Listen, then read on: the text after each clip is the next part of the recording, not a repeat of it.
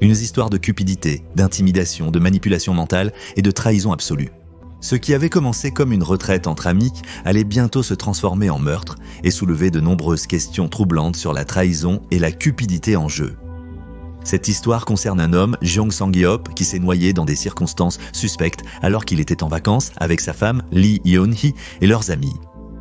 Au départ, les autorités du poste de police de Gapyeong ont conclu à un accident, mais quelque chose dans l'explication officielle ne convenait pas à la famille de Sang-yeop. Et ce n'était que le début. Bienvenue dans l'épisode de cette semaine. Essayons d'atteindre 10 000 likes sur cette vidéo, car alors je vais offrir des articles gratuits de la boutique Crimes Anatomy, comme ce gobelet à vin que j'ai moi-même conçu, ou n'importe quel autre article, et vous pourrez en choisir jusqu'à 3. Pour gagner, aimez cette vidéo, regardez-la en entier et laissez un commentaire. Le commentaire ayant le plus de votes gagne le lot. N'oubliez pas d'avoir votre adresse email sur votre compte YouTube afin que je puisse vraiment vous contacter. Bonne chance, si vous ne voulez pas de produits de dérivés, pas de problème. Je peux simplement vous envoyer 100 $ via PayPal. C'est vous qui choisissez, allons-y. Quand la police a d'abord conclu à une noyade accidentelle de Sang-yeop, sa sœur aînée, Yoon-mi Seong, a refusé d'accepter ses conclusions. Elle connaissait son frère, il avait une peur bleue de l'eau. Pourquoi aurait-il fait du saut de falaise?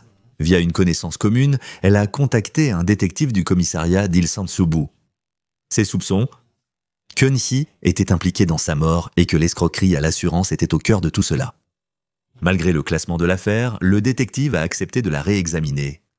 Début novembre 2019, le commissariat de police d'Ilsan-Ouest a officiellement rouvert l'affaire, cette fois en la traitant comme un homicide potentiel.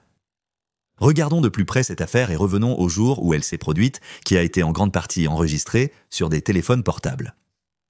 Nous sommes le 30 juin 2019, une journée chaude et humide. Lee Eun-hee, âgée de 28 ans, son mari Yoon Sang-yeop et un groupe d'amis partent du passer le week-end dans une vallée à Gapyeong, connue pour ses cascades et ses eaux calmes. C'est une destination prisée pour fuir la vie urbaine. Le groupe a réservé une pension, un type de maison d'hôte en Corée du Sud qui combine hébergement intérieur et expérience de glamping. La zone était bien équipée avec des installations de camping, des stations de grillade et des prises électriques. Malgré son ambiance naturelle et pittoresque, elle n'était pas totalement isolée. Il y avait des arrêts de bus et des commerces à seulement 20 minutes en voiture. Aux côtés de Yoon-hee et Sang-yeop se trouvaient leurs amis de longue date Choi Hun-soo et 5 autres personnes. Dae-seul, un ami de Yoon-hee, Jun-soo, un collègue de Hyun-soo, Yoon-young, la petite amie de Jun-soo, et Hug-seop, un ami de Dae-seul. Au début, ça ressemblait à une escapade décontractée pour un week-end. Mais sous la surface, il y avait des tensions, notamment dans le mariage de Yoon-hee et Sang-yeop. Malgré leur mariage légal, ils vivaient en séparés. Yoon-hee restait à Incheon, une ville côtière animée, tandis que Sang-yeop travaillait à Suwon. La raison officielle était la difficulté du trajet. Mais au fil des révélations, il est apparu que le trajet n'était pas le vrai motif. À 15 heures, le groupe s'était installé près de l'eau, gonflant de grandes bouées et organisant leurs provisions. Malgré la chaleur estivale, l'eau était froide. La majorité des visiteurs avaient déjà quitté, seuls quelques-uns restèrent près de la rivière. Sang-yeop, qui avait déjà admis qu'il ne savait pas nager, est monté sur une bouée près du rivage. L'eau était peu profonde au début, mais devenait rapidement profonde vers le milieu, trop pour qu'il puisse tenir debout. Il était visiblement mal à l'aise, mais Hyun-soo a ignoré ses inquiétudes et a commencé à tirer la bouée plus loin. Sang-yeop s'est agrippé fermement, protestant alors que Hyun-soo le tirait vers des eaux plus profondes.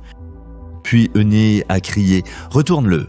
Hyun-soo a ri et a essayé de renverser la bouée. Sang-yeop a résisté, implorant qu'il cesse. Hyun-soo a appelé Eun-hee. « Je n'arrive pas à le retourner, il est trop lourd, j'ai besoin d'aide !» À ce moment-là, Sang-yeop paniquait. Sa peur était évidente, mais au lieu de s'arrêter, Hyun-soo continuait à le pousser plus loin dans l'eau profonde. Le groupe a commencé à chanter le thème des dents de la mer. Hyun-soo secouait la bouée, faisant semblant de vouloir la retourner. Sang-yeop était submergé et suppliait qu'ils arrêtent. Malgré sa détresse évidente, il poursuivait. Yoon-hee et Hyun-soo semblaient prendre plaisir à tester ses limites, à l'intimider, ignorant cette peur évidente.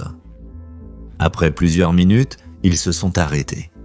Sang-yeop a insisté sur le fait qu'il ne s'amusait pas, et le groupe est retourné à contre-cœur sur la rive, riant de sa détresse. 1 heure après l'incident précédent dans l'eau, le groupe s'est déplacé vers le parking pour se sécher. Hyun-soo a proposé de couper la pastèque qu'ils avaient achetée, mais ils se sont vite rendus compte qu'ils avaient oublié un couteau. Au lieu de chercher une autre solution, Hyun-soo a proposé un jeu de pierre-papier-ciseaux pour décider qui casserait la pastèque avec sa tête. Le groupe a accepté avec entrain, mais il était clair qu'ils avaient déjà choisi qui s'en occuperait. Yoon-hee a perdu au pierre-papier-ciseaux, puis elle s'est tournée vers son mari et l'a poussé à le faire à sa place. Devant la pression du groupe et la demande directe de sa femme en public, comment aurait-il pu refuser ? Hyun-soo a maintenu la pastèque bien en place pendant que Seong-hyop l'a fracassée avec sa tête, la fendant en deux. Bien qu'il n'ait pas été gravement blessé, l'acte était humiliant, un autre moment qui renforçait la dynamique de pouvoir tacite au sein du groupe. Yoon-hae et les autres semblaient rire et savourer leur contrôle sur lui. Au fil de la soirée, le soleil commençait à se coucher et à 20h20, l'obscurité s'installait peu à peu. Hyun-soo prenant les devants, 2 autres hommes du groupe, Jun-soo et Yo-seop, décidèrent de sauter d'une falaise dans l'eau. L'eau en contrebas était sombre, froide et profonde. Song-hyop hésitait, manifestement mal à l'aise avec l'idée, mais le groupe ne voulait rien entendre. Les hommes l'encourageaient et Eunhae les a rejoints. Elle a mis un gilet de sauvetage en le taquinant. « Si tu ne sautes pas, moi je le ferai », sous-entendant qu'elle était plus courageuse que lui. Song-hyop a sauté à contre-cœur. Quelques instants plus tard, les autres sont remontés à la surface, mais Seong-hyop, lui, non. À 20h24, Yoon-hye a appelé le 119, le numéro d'urgence en Corée, pour signaler que son mari s'était noyé après avoir sauté dans l'eau. Le service d'urgence de Gapyeong est arrivé à 20h43, mettant 19 minutes à parcourir la route étroite à une seule voie menant dans la vallée. Une deuxième équipe de secours, venant de 24 km, est arrivée à 20h51. À 21h05, ils ont trouvé le corps de Sang-hyop et ont commencé les efforts de réanimation. Il n'avait pas de pouls, aucun signe de respiration. Après 15 minutes de réanimation cardio-pulmonaire, il a été transporté à l'hôpital le plus proche à 21h22. Ils l'ont encore transféré dans un plus grand hôpital, où il a été officiellement déclaré mort à 22h. L'autopsie a confirmé la cause du décès, la noyade. Yoon-hye a dit au secours qu'après avoir réalisé que Seong-hyop ne refaisait pas surface, elle avait jeté une autre bouée dans l'eau, espérant qu'il s'y accrocherait. Mais l'eau était trop sombre pour y voir. Elle a aussi dit que son mari détestait nager, mais qu'il était venu en voyage pour lui faire plaisir. Mais au fur et à mesure que l'enquête avançait, les témoignages des témoins et les preuves de matériel allaient contredire sa version des faits et révéler une forme d'intimidation qui n'a fait qu'empirer au fil des mois. 5 mois après la mort de Seong-hyop, en décembre 2019, Yoon-hye a déposé une demande auprès de la police d'assurance vie de son défunt mari. Le montant de l'indemnisation ? Une somme stupéfiante de 800 millions de won, soit environ 600 000 $ américains. Mais Shinhan Assurance Vie a rejeté sa demande. La compagnie suspectait un acte répréhensible.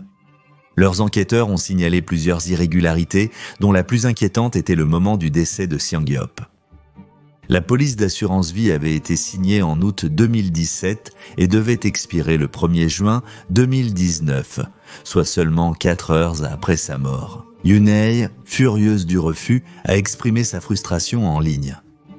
Elle a accusé la compagnie d'assurance de corruption d'entreprise et de pratiques frauduleuses et est même allée jusqu'à contacter Questions sans réponse, une émission d'investigation percutante diffusée sur SBS.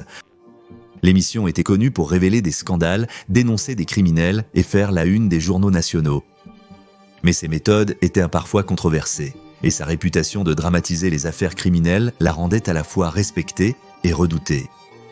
Son email, avec un objet en gras et accusateur, atrocités illégales, alors que les grandes compagnies d'assurance continuent d'agir, la présentait comme la victime. Elle affirmait avoir été mariée à Song-hyop pendant 8 ans, mais que sa mort avait été un accident soudain et qu'elle se battait maintenant contre une compagnie d'assurance impitoyable qui tentait de lui voler ce qui lui revenait de droit.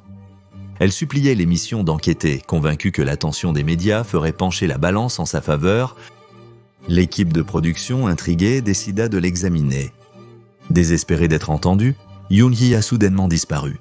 Elle ne répondait plus aux appels ni aux emails pendant des jours, puis des semaines.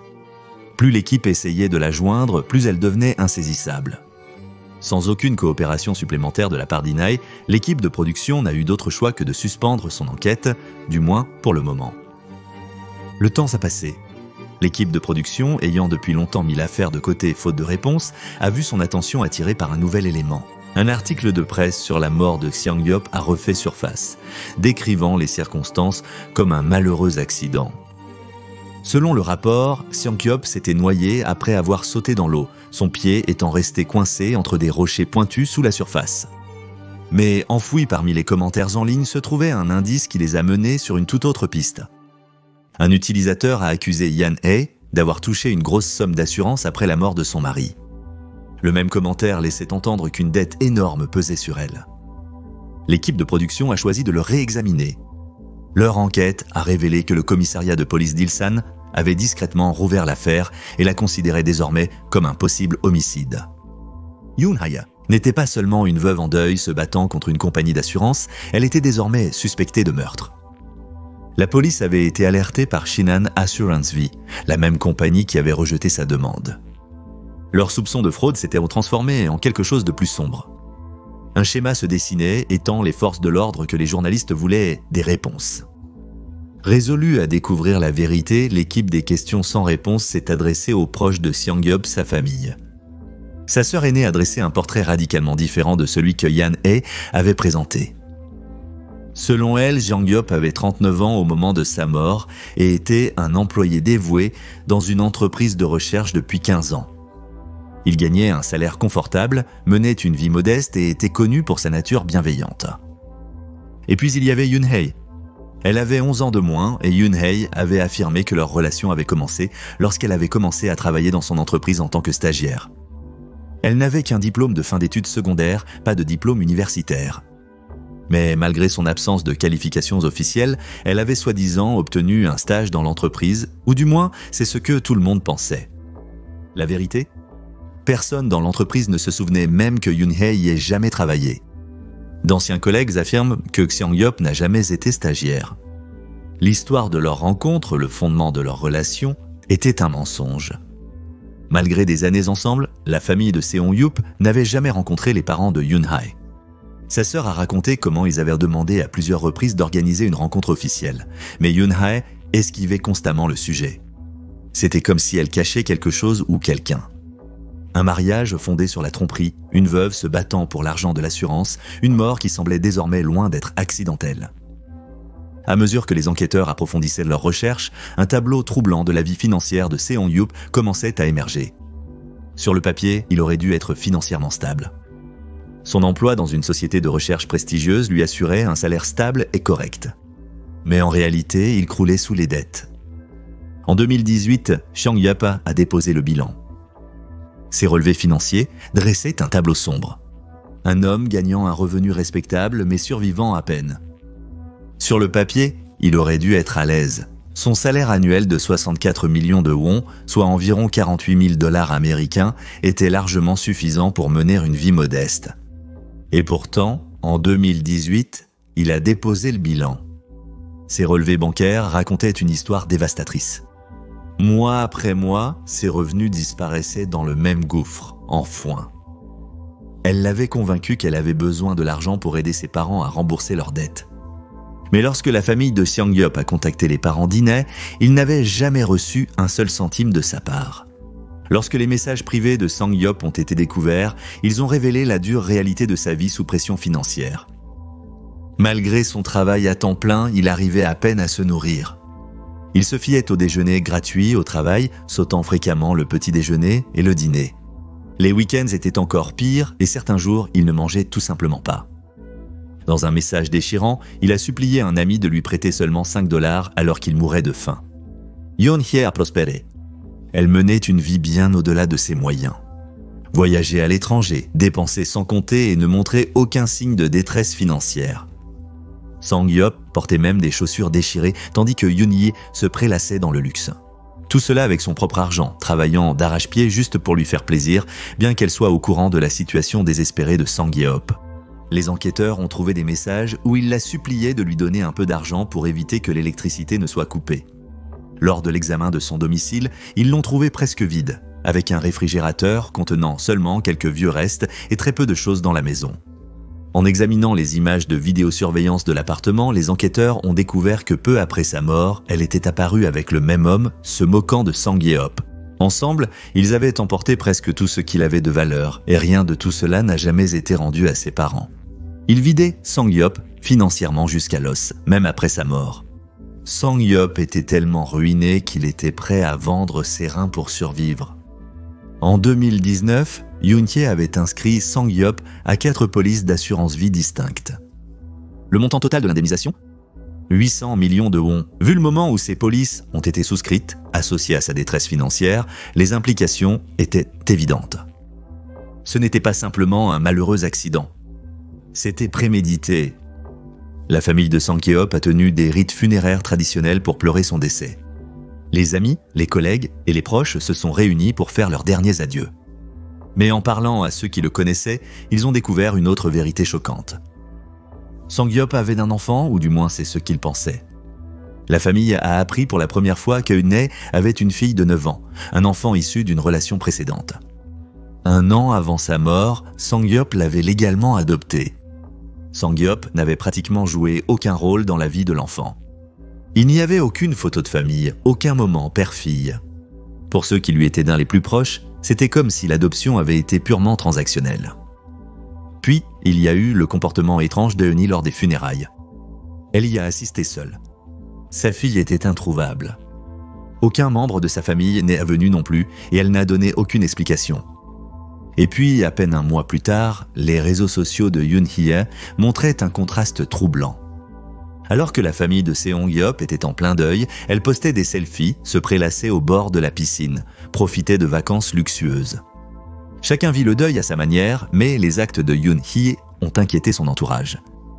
Pendant ce temps, la police d'Ilsan avait découvert que Yoon Hye avait déjà tenté de tuer Sang Ye-op auparavant. 3 mois avant sa mort, elle avait tenté de l'empoisonner avec de la toxine de poisson globe, une substance si mortelle qu'une dose minuscule pouvait s'avérer fatale. D'une manière ou d'une autre, il a survécu. Mais il était clair que sa mort à la vallée de Gapyeong ne pouvait pas être un accident. C'était un meurtre prémédité. Avec toutes les preuves accumulées, un mandat d'arrêt a été émis contre Lee, He et Jo Han-soo. En décembre 2021, alors que l'étau se resserrait, les deux se sont enfuis et sont allés se cacher. La nation entière observait. Les visages des suspects étaient diffusés sur les chaînes info. Les autorités ont diffusé des avis de recherche publics, exhortant les citoyens à signaler toute apparition et pendant des mois, ils ont échappé à la capture. Puis, le 3 avril 2022, la première avancée a eu lieu. Un informateur a signalé avoir vu une femme ressemblant à Eun-hye dans une station de métro. Ensuite, un ancien associé de Yoon-soo s'est manifesté. Yoon-soo avait auparavant travaillé dans un bordel illégal où il a rencontré Eun-hye pour la première fois. Eun-hye avait convaincu Seong Ye-op d'investir dans des paris sportifs illégaux, ce qui a entraîné des pertes financières dévastatrices. Enfin, le 16 avril 2022, après 17 jours de cavale, Yoon-hye et Yoon-soo ont été retrouvés cachés dans un office-tel à Goyang. Ils vivaient en espèces, se servaient de téléphones prépayés et se coupèrent du monde. Aucun des deux n'a résisté. Leur cavale était finie. Avec Yoon-hye en garde à vue, l'ampleur totale de ses crimes a commencé à apparaître. Un rapport d'enquête de 339 pages a révélé un stratagème financier choquant. Pendant des années, Yoon-hye avait méthodiquement dépouillé Seong Ye-op de chaque centime. 210 millions de wons avaient été détournés. L'argent avait été transféré sur des comptes appartenant à Yoon-hye, Hyun-soo, son père et même à 3 amis. En juin 2018, la dette de Seong Ye-op avait grimpé à 128 millions de wons. Les experts pensent que Seong Ye-op avait été brisé psychologiquement.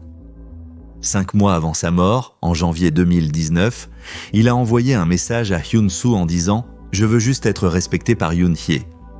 C'est trop difficile d'être ignoré et insulté verbalement. » La tactique la plus cruelle de Yoon-hye, c'était d'emmener Hyun-soo partout où elle passait du temps avec son mari, détruisant ainsi l'estime de soi de ce dernier. À sa mort, il n'était plus que l'ombre de lui-même. Une fois que les enquêteurs ont creusé un peu plus, ils ont découvert que Sang Ye-op n'était pas la seule victime. Yoon-hye organisait des arnaques à l'assurance depuis des années. En septembre 2017, seulement 6 mois après avoir épousé Sang Ye-op, elle s'est rendue au Japon avec un autre homme. Sur place, elle a faussement déclaré que son sac de voyage avait été volé et a touché 1 500 000 won d'assurance. En mai 2019, elle a utilisé la même arnaque à Macao, prétendant un autre vol et encaissant 2 millions de won. En avril 2019, elle a souscrit une nouvelle police d'assurance au nom de Seongyop. Et puis en juin 2019, seulement 2 mois plus tard, il était mort.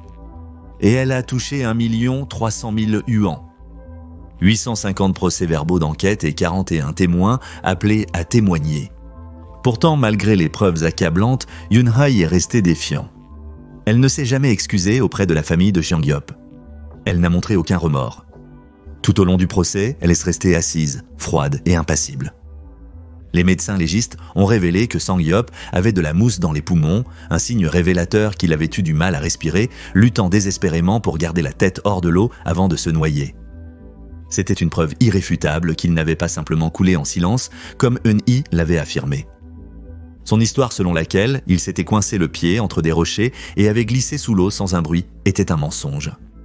Eun-hye et Yeon-soo avaient attiré Seongyop dans l'eau, sachant qu'il nageait mal.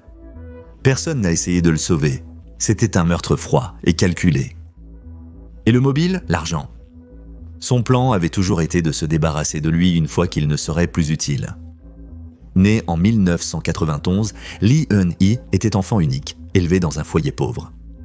Ses parents, tous deux handicapés, dépendaient des allocations gouvernementales pour survivre. C'était difficile, mais pendant les premières années, Yoon-hee semblait mener une vie ordinaire. Puis quelque chose a changé. Au collège, les voisins ont remarqué son comportement erratique. Elle fuyait fréquemment la maison. Juillet 2006. À 15 ans, Yoon-hee et son ami se sont livrés à la prostitution avec un homme. Victimes en raison de leur âge, cela a également marqué le début d'un long passé criminel. Entre 2008 et le début de 2009, elle a commis à plusieurs reprises des crimes dans toute la ville métropolitaine d'Incheon.